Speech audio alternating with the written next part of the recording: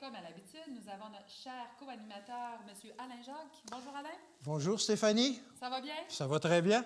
Est-ce que tu as les manches retroussées aujourd'hui? Est-ce que tu es prêt à faire face à la vérité? Retroussons nos manches, ce sont déjà des manches courtes, alors Ouais. on est prêt à faire face à la vérité. La vérité est seulement la vérité.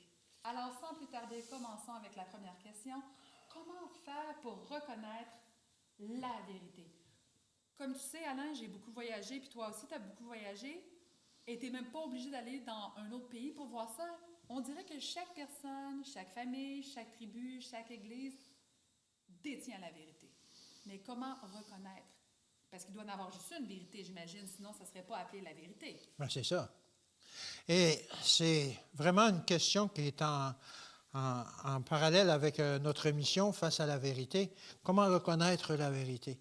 Et je pourrais te dire n'importe quoi, comme toutes ces personnes-là qui professent avoir chacun leur vérité peuvent dire n'importe quoi, mais c'est par la Bible qu'on va voir comment est-ce qu'on peut découvrir la vérité, comment est-ce qu'on peut connaître la vérité. Alain, je t'arrête tout de suite. Tu viens de mentionner le mot Bible. Oui. Est-ce qu'il existe plusieurs sortes de Bibles? Est-ce que chaque dénomination va avoir leur Bible? Comment reconnaître qu'une Bible est la bonne Bible? De un, ce qui est la base, non? Oui. Et, bon, la plupart des religions chrétiennes utilisent la même Bible. Il y a différentes versions. Pardon. Il y a différentes versions de traduction, etc. Mais dans chaque Bible, on peut découvrir la vérité. Okay. Peu importe, parfois, s'il y a des religions qui ont introduit des petites différences, elles ne sont pas notables assez pour qu'on ne puisse pas découvrir la vérité. Fait que ça serait une bonne idée peut-être de comparer une version avec une autre version.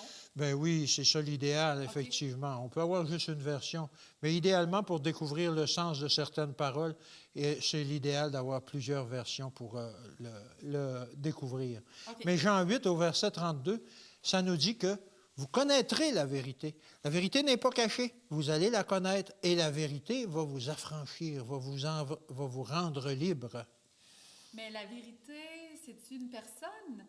J'ai déjà fait un peu l'étude de la Bible et il me semble que j'ai vu que la vérité, ça représente une personne. C'est qui cette personne-là? Mais effectivement, que la vérité est une personne. Lorsque l'on parle de la parole, on parle de Jésus. Cette Bible-là, la Bible que l'on étudie un peu chaque jour, c'est justement la parole de Dieu, c'est justement le caractère de Dieu qui nous est révélé. Et la Bible est claire là-dessus. Dans Jean 14, au verset 6, ça dit « Je suis le chemin, la vérité et la vie ». C'est Jésus qui parle. Okay. Nul ne vient au Père que par moi. Alors, cette vérité-là qui nous mène au Père, c'est Jésus. C'est une personne, effectivement. Alors, si on a une Bible où on croit détenir la vérité, mais que Jésus est exclu de l'équation, ça commence mal. Ça ne va pas du tout. Il n'y a pas de fondement. Il n'y a pas de fondement. Il n'y a pas de fondement. Et il y a des guides aussi pour nous conduire vers la vérité. Okay. Dans 1 Jean 5 au verset 6, ça dit ceci, c'est l'Esprit qui rend témoignage, parce que l'Esprit est la vérité. Et un témoignage, c'est quand tu vas en cours, qu'il y a quelqu'un qui témoigne, c'est quoi un témoignage? C'est quelqu'un Il est en train d'annoncer quelque chose qu'il a vu, effectivement, d'un événement qui est arrivé, qu'il témoigne de la vérité. Et le Saint-Esprit est là pour nous guider. OK.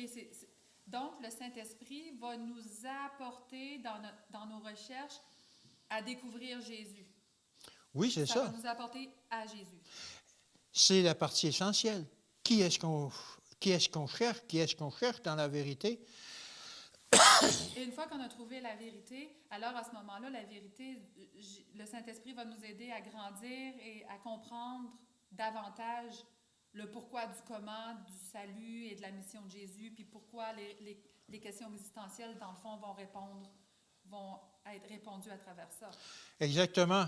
Et c'est pas n'importe où qu'on cherche la vérité. On peut lire un paquet de livres, on peut consulter un paquet d'enseignants de différentes religions, Aujourd'hui, il existe tellement de choses vers où on pense aller découvrir la vérité. L'Internet. Oui, c'est ça, exactement. Mais il y a une source à la vérité et c'est la parole de Dieu. Dans Jean 17 au verset 17, ça dit ceci, « Sanctifie-les par ta vérité. » Ta parole est la vérité. Et c'est Jésus qui dit Et ça, c'est j'imagine? Jésus qui dit ça, effectivement. Et même qu'il nous dit qu'il y a moyen de trouver la vérité. Jérémie 29 au verset 13, « Vous me chercherez et vous me trouverez si vous me cherchez de tout votre cœur. » C'est une promesse, ça, là? C'est une promesse, c'est une certitude. Vous me chercherez si vous me cherchez de tout votre cœur, vous me trouverez. Je vais me laisser trouver par vous. Je veux juste retourner, Alain, à ce que tu viens de lire dans Jean 17 au verset 17, où est-ce que Jésus dit « Sanctifie-les par ta vérité, ta parole est la vérité ». Je pense que dans le livre de Jean, je ne suis pas certaine, je crois que c'est dans Jean 1 au verset 1, qui est écrit qu'au commencement, Dieu était la parole, et Ouais. la parole était Dieu. Exactement. Donc, ta parole, d'après ce qu'on peut comprendre, c'est ta parole, c'est Dieu, Oui, est la vérité. oui, Et cette personne-là a un nom, c'est Jésus le Fils. exactement, exactement. Et ça, c'est un livre qu'on peut détruire, que tout ça, mais les enseignements qu'elle contient sont là pour rester. Et c'est la description, c'est la parole, c'est la description de Jésus. Et c'est là qu'on le connaît. Et je crois qu'il y a eu une époque dans l'histoire, peut-être plus qu'une, où est-ce que la Bible était illégale et qu'on la brûlait et qu'on tuait souvent les gens qui en possédaient une. Mais donc, ce livre a survécu aux orages, aux tempêtes des temps, pour une raison. Parce que c'est la vérité, parce que c'est la vérité.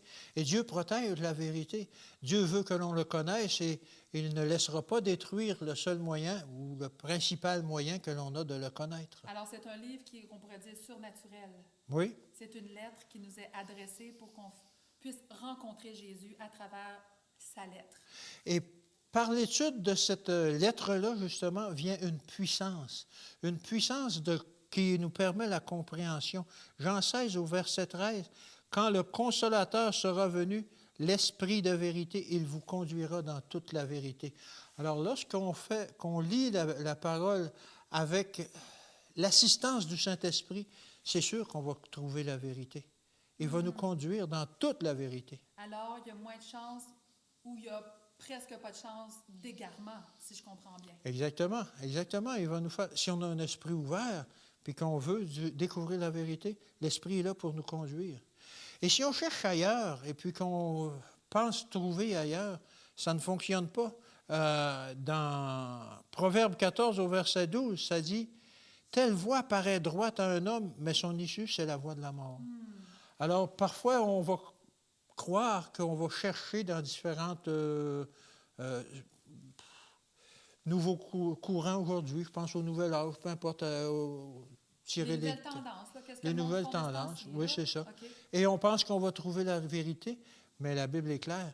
La voie que ça va nous mener, c'est la mort. Puis c'est correct aussi de se questionner, c'est correct de se questionner, de faire des recherches, c'est correct de faire des erreurs aussi, c'est pas un péché, mais l'important c'est de continuer de chercher, de toujours comparer qu'est-ce qu'on entend, qu'est-ce qu'on voit, est-ce que c'est compatible, est-ce que c'est ça que la Bible enseigne? Si on entend quelque chose, par exemple, au sujet des morts, mais la Bible dit le contraire, est-ce qu'on va décider d'aller avec le courant populaire ou est-ce qu'on va décider d'être ferme et de croire et de suivre ce que Dieu a à nous dire à travers sa Bible, à travers notre Bible? En fait, c'est pour nous qu'il l'a écrit, à travers ses secrétaires, à travers tous les âges. Alors, vous avez des questions, des commentaires, des expériences à partager suite à vos recherches, suite à vos découvertes. On veut vous entendre. Vous avez une parole, elle est là pour être entendue. Vous avez droit à vous exprimer, à vos opinions également. Écrivez-les dans les commentaires ci-dessous. Vous voulez encore nous parler face à face, au téléphone, bien entendu? Appelez-nous, le numéro de téléphone est là pour ça. Ou encore, visitez notre site Internet, facealavérité.org. Vous voulez en savoir plus sur le sujet? C'est pas terminé. Nous avons une offre très spéciale. Exactement. Il y a un cadeau qui peut venir avec ça. Juste aller sur notre site Internet, facealavérité.org, et vous pourrez télécharger un fichier PDF qui va plus en détail dans la réponse à cette question-là qu'on vient d'élaborer, qu'on vient de survoler Vous pouvez avoir plus de détails. Face à la vérité.org. Alors, Alain, on vient juste de parler de comment reconnaître la vérité. Maintenant, la prochaine question qui nous a été envoyée, c'est, oui, on peut connaître la vérité en étudiant la vérité, alors on va pouvoir connaître le faux du vrai, mais comment faire pour la tester, pour voir, comment savoir vérifier si tel mouvement religieux, c'est un bon mouvement, parce que on fait des recherches, oui, c'est bien, mais là, il y a un mouvement religieux dans notre coin de la ville, du village, et puis on peut se présenter, voir qu'est-ce qu'ils enseignent, si c'est la vérité. Alors, comment démêler tout ça? Parce que c'est une chose de faire l'étude personnelle, mais encore faut-il se joindre au corps. Est-ce qu'il y a des tests à faire? Alors, comme tu le mentionnes, il faut se joindre au corps. Et c'est un sujet qu'on a abordé, je pense, lors de notre dernière émission, que l'Église, c'est se joindre à la tête, c'est-à-dire se joindre à Jésus. Mais effectivement, Dieu a quand même un mouvement sur cette terre qui lui appartient, qui est l'Église de Dieu. Okay. Et elle existe tellement qu'on nous met en garde dans l'Apocalypse 12 au verset 17, c'est que ça dit ceci, « Le dragon fut irrité contre la femme, et la femme, on sait que c'est l'Église. Et il s'en alla faire la guerre au reste de sa postérité, à ceux qui gardent les commandements de Dieu et qui ont le témoignage de Jésus-Christ. » Alors, il semblerait qu'il y a une Église sur terre ici qui est la représentante de l'Église de Dieu, c'est-à-dire Jésus qui est la tête et dont nous sommes les membres. Il y a une Église qui est la représentante sur la terre de cette Église-là. Tu as mentionné le mot commandement dans ce verset. Oui. Les commandements, il y en a combien de commandements? Bien, il y en a 10. OK.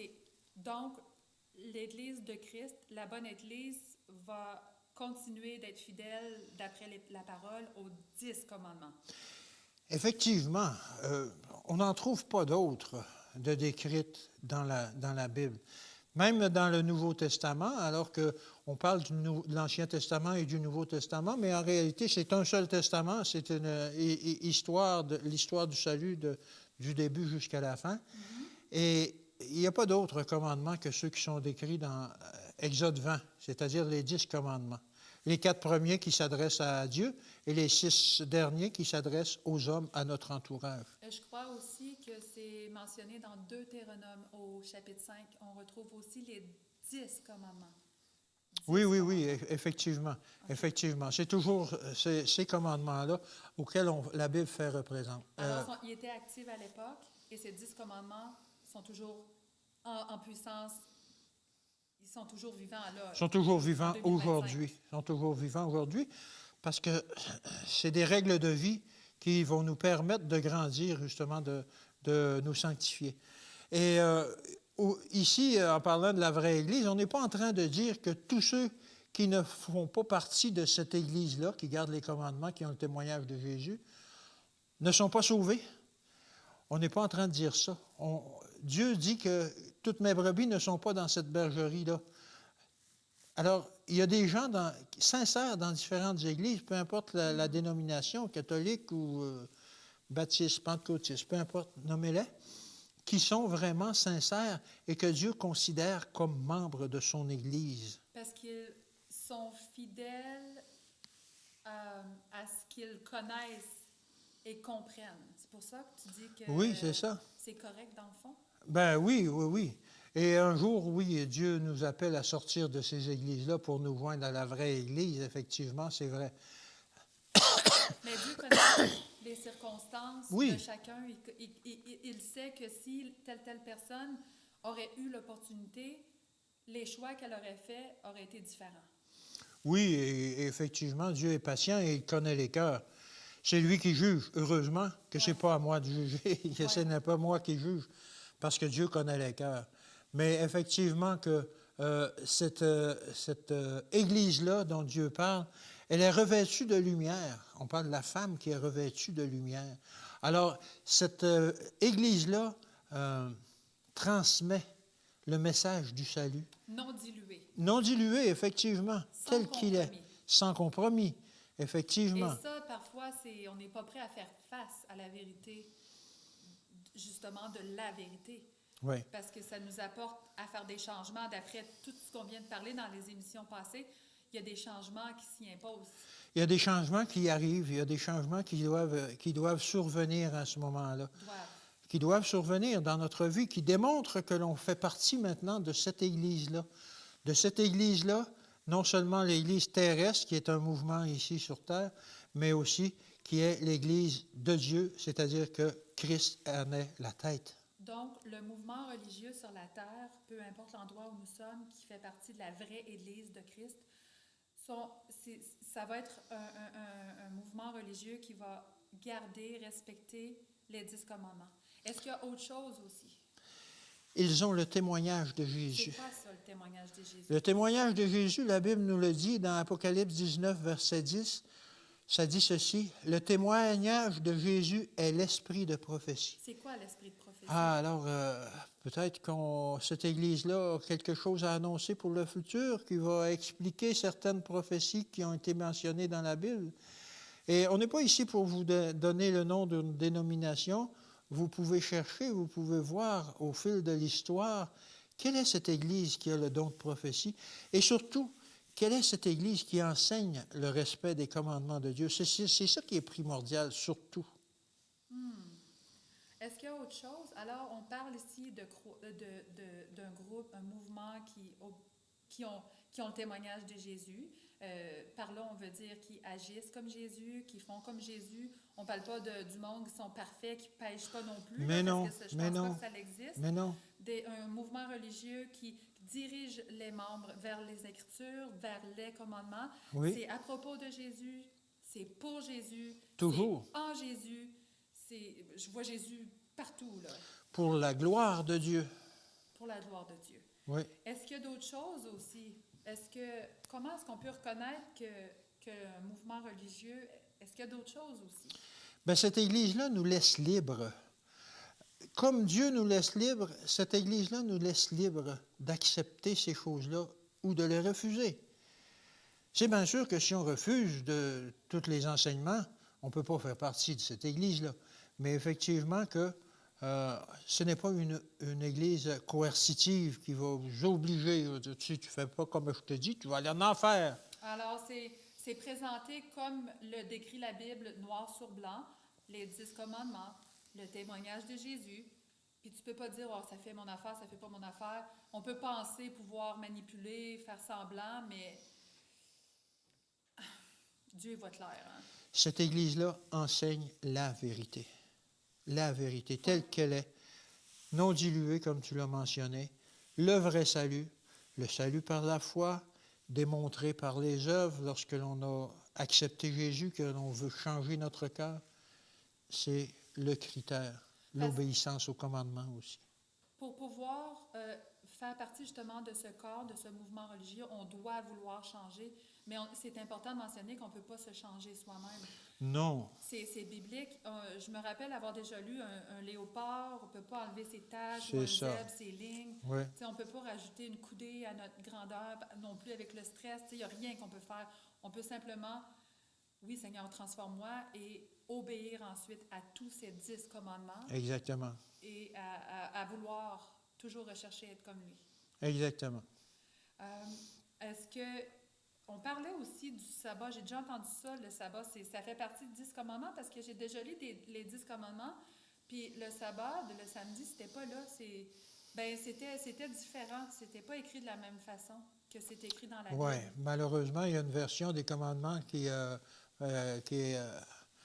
est annoncée par d'autres églises qui n'annoncent pas le sabbat. Mais si vous recherchez dans la Bible, vous allez retrouver le sabbat dans Exode 20, au verset 7, si je ne me trompe pas. C'est vraiment le sabbat qui est un signe que Dieu est notre créateur, car en 6 jours, j'ai créé le monde, etc.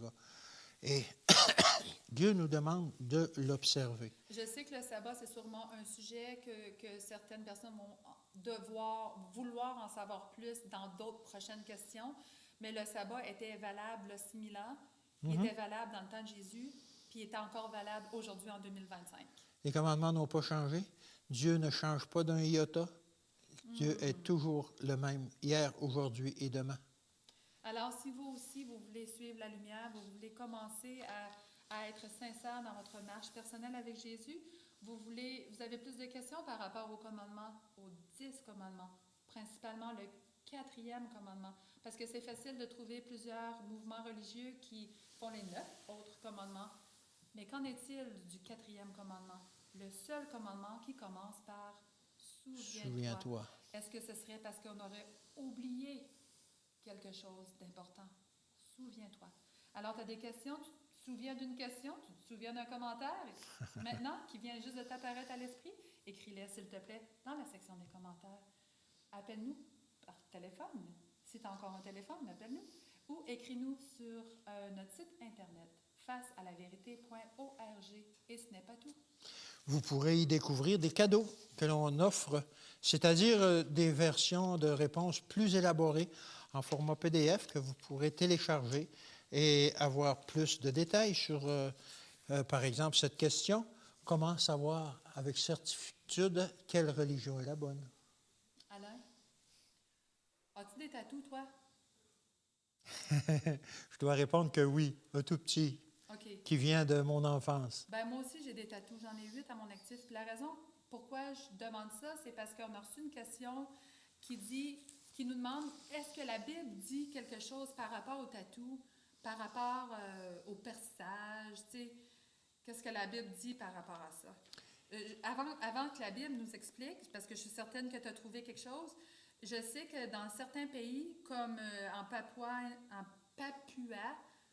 Papouasie, c'est ça, en Indonésie, au Kenya, en Tanzanie, lors des décès d'une personne, d'un membre de famille, c'est pas anormal, c'est commun de se couper un bout de doigt. Aïe, aïe. Ben, de se couper un bout de corps. Aïe, aïe, aïe. Fait que ça, c'est normal. Oui. Mais est-ce que la Bible va parler des coupures, des perçages, des tatous, des marques? J'espère qu'elle en parle en bien. Bien, c'est un sujet extrêmement d'actualité parce que c'est une mode aujourd'hui très courante. Je regarde ici dans notre ville, je ne sais pas trop combien il y a de salons de tatouage. Il y en a plusieurs, peut-être 5 ou 6 pour une population de 30 000 habitants. C'est énorme, je trouve. Et aujourd'hui, que ce soit chez les hommes ou chez les femmes, c'est pas rare de trouver que tout le monde, ou à peu près, est tatoué et percé des piercings. Ouais. Alors, est-ce que la Bible est en accord avec ça? En réalité, on trouve un verset qui est décrit directement ça, Lévitique 19 au verset 28, qui parle des tatouages et des incisions, ou comme tu parlais, couper des parties de corps lors d'un décès. Ça dit ceci, « Vous ne ferez point d'incision dans votre chair pour un mort. » C'était d'actualité à cette époque-là, c'est surprenant que ça le soit encore. Ouais. « Et vous ne ferez point de tatouage, je suis l'Éternel. » Alors, effectivement, certaines personnes qui lisent ce verset vont dire, « Ouais, mais c'est encore actuel aujourd'hui. C'est beau, les tatouages que j'ai, c'est artistique, c'est de l'art et tout ça. » Ça n'affecte pas mon cœur, ma façon de voir les choses. C'est ça. Moi, je parle parce que je sais, j'ai des tatous. Puis, tu sais, je vois pas ça aujourd'hui comme un péché, mais je vais juste mentionner que lorsque j'ai eu mes tatous, j'étais un différent cheminement. Je n'étais pas à la même place que j'en suis avec ma vie, ma relation personnelle avec Dieu. C'est sûr que là, tu sais, je passe devant un salon de tatou, là, en sortant d'ici. Je ne vais pas aller me faire tatouer parce que j'ai différentes convictions. Ouais. Mais je ne condamne pas le monde qui ont des tatous parce que moi-même, j'en ai 8. Mais non, on ne condamne pas ceux qui se font tatouer ou qui ont des piercings. Et l'Église, la Bible nous met en garde contre ces choses-là. Mais bon... Mais il y a une raison, je pense qu'on est créé à l'image de Dieu aussi. Est-ce que Jésus, quand il était sur la terre, il s'est fait faire plein de piercings et plein de tatous? Tu sais, si on s'en remet à Jésus, qui doit être notre modèle en toutes choses, Jésus, à part avoir les incisions de marque de clous dans ses mains, ses pieds, son côté, il n'est pas tatoué sur le front. Là. C'est les seuls piercings qu'il y a eu. Ouais. C'est les piercings qui sont un signe de son œuvre de rédemption envers les gens. Et Dieu nous a créés parfaits. Dieu nous a créés avec un corps qui le représente. Alors pourquoi modifier ce corps-là? Ça sert à quoi? Ça sert à quoi? C'est pour des modes, pour des choses croit actuels, des états de pensée que l'on croit actuels, c'est souvent des signes tribaux, c'est les Ouais. tatouages. Et ça représente des choses que l'on n'est même pas conscient que l'on porte maintenant sur notre corps pour jusqu'à notre mort. Puis on peut regretter certains tatouages. Imagine que je me ferais. J'ai 8 tatouages, OK? Imagine j'avais eu une tête de mort sur la joue. Tu sais, Ça arrive. Ça arrive. Et on voit aujourd'hui une nouvelle industrie qui se développe justement pour enlever ces tatouages-là. Parce qu'il y a des gens qui ont justement le visage tatoué, le cou, etc., des tatouages apparents, et puis qui ne peuvent pas se trouver du travail à cause de ça, etc. Alors, ça devient un fardeau pour ces gens-là. OK. Et la Bible nous dit, je n'ai pas la référence malheureusement, mais vous serez saints pour moi et vous vous séparerez des peuples païens. Faites pas ça. Faites pas ces choses-là.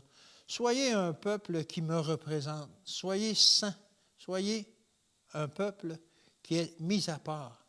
Et dans 1 Corinthiens 6, versets 19 et 20, ça dit, « Ne savez-vous pas que votre corps est le temple du Saint-Esprit qui est en vous? » Alors, nous sommes le temple du Saint-Esprit. Est-ce qu'on a besoin de rajouter des artifices à un temple créé par Dieu Non. qui est habité par le Saint-Esprit? Quand on a déjà travaillé dans une école chrétienne, puis les étudiants, au départ, quand j'avais commencé mon emploi, la direction m'avait demandé de porter toujours j'en ai un en arrière du cou, la direction m'avait toujours demandé de porter des foulards comme les hôtesses de l'air pour cacher mon tatouage, pour ne pas influencer les jeunes. Mm-hmm. Alors au début, je mettais le petit foulard, puis à un moment donné, il y a un membre du staff là, qui est venu me voir et a dit « Pourquoi est-ce que tu mets un foulard? » Puis là, j'ai expliqué « C'est parce que j'ai un tatou. » Et puis là, la personne m'a encouragée à me dévoiler afin que les gens puissent voir, les jeunes puissent voir et que je sois un témoignage. Et alors, les jeunes, évidemment, quand ils ont vu mon tatou, ils disaient « Ah, pourquoi tu as un tatou? Tu fais partie d'une gang? Tu prends de la drogue? » Je disais « Non. » Mais je décris mes tatous à l'heure actuelle comme des cicatrices de mon ancienne vie. Oui. Et puis, malheureusement, regarde, je ne le vois pas, il est en arrière de mon cou, je ne le vois pas, mais je vois ça comme une cicatrice de mon ancienne vie. C'est ça, À l'époque, c'est ça. quand j'ai eu mes tatous, j'étais contente, puis c'était un bel investissement. Là, je vois ça comme une perte d'argent, que j'aurais pu prendre cet argent-là pour aller en voyage missionnaire. Oui. Mais je sais que quand Jésus va revenir, il va me redonner un corps parfait comme il nous avait créé, sans tatouage, à son image. C'est ça. Dieu a un laser très puissant pour enlever les tatouages. Parti. Et c'est ça. Et est-ce que lorsqu'on décide d'avoir un tatou ou un piercing, est-ce que cela glorifie Dieu? Est-ce qu'on glorifie Dieu dans notre corps Non, à ce moment-là? Je crois qu'on se glorifie nous-mêmes. Regarde, Exactement. ça a une signification quand même. Oui. C'est pas Oui. immoral, mais c'est pas la meilleure idée. C'est ça, c'est pas la meilleure idée. Et puis, beaucoup regrettent leur décision. Je suis un de ceux qui regrettent d'avoir un tatou aujourd'hui, malgré qu'à l'époque, hey, j'étais fier, j'avais un beau dessin sur moi, sur mon corps. Mais non, aujourd'hui, j'ai aucun avantage. Et dans 1 Corinthiens 3, versets 16 à 17, c'est comme on l'a dit tout à l'heure, Oui. ne savez-vous pas que vous êtes le temple de Dieu et que l'Esprit de Dieu habite en vous? Si quelqu'un détruit le temple de Dieu, Dieu le détruira, car le temple de Dieu est saint et ce temple, c'est vous. Alors, il ne faut pas le faire exprès de maganer notre corps, de maganer ce temple-là, que ce soit physiquement ou spirituellement en y entrant différentes doctrines qui ne sont pas de Dieu. Oui. Et il faut faire attention à ces choses-là. Donc, nous sommes responsables. En résumé, d'après ce que je viens de comprendre, nous sommes responsables, redevables de ce que nous savons, Oui. de ce que nous sommes, de ce que Oui. Dieu nous a donné. Il nous a créés parfaits. C'est Oui. sûr qu'on peut se trouver parfaitement imparfait. Oh, c'est trop petit, c'est trop gros, c'est pas assez long, c'est trop si. Mais Dieu nous voit parfaits et nous sommes parfaits, nous sommes tous uniques. Alors, si vous aussi, vous avez des tatouages, vous avez des regrets, vous voulez vous faire tatouer, écrivez-nous votre histoire, écrivez-nous vos commentaires ci-dessous. Mesdames et messieurs, nous vous invitons à toujours aller sur notre site internet facealavérité.org. Mais avant de vous laisser, nous avons autre chose à ajouter. Aurions-nous un cadeau pour nos auditeurs? Effectivement, nous avons un cadeau sur notre site facealavérité.org. Vous pouvez télécharger une réponse plus complète concernant les questions qu'on a traitées aujourd'hui en format PDF. C'est gratuit, juste à aller sur notre site Internet. Alors, écrivez-nous, ne soyez pas timides. Et si vous avez encore une fois des questions, des commentaires, partagez-les avec nous. Facealavérité.org. Encore une fois, nous vous remercions d'avoir été présents, d'avoir été à l'écoute. Nous espérons que vous avez appris davantage et que nous continuerons d'apprendre ensemble. Rappelez-vous que, eh oui, chaque question mérite sa réponse et que chaque question a la vérité. Ensemble, toujours plus haut, toujours plus loin. Merci d'avoir été avec nous. On se dit à la semaine prochaine. Bonne semaine.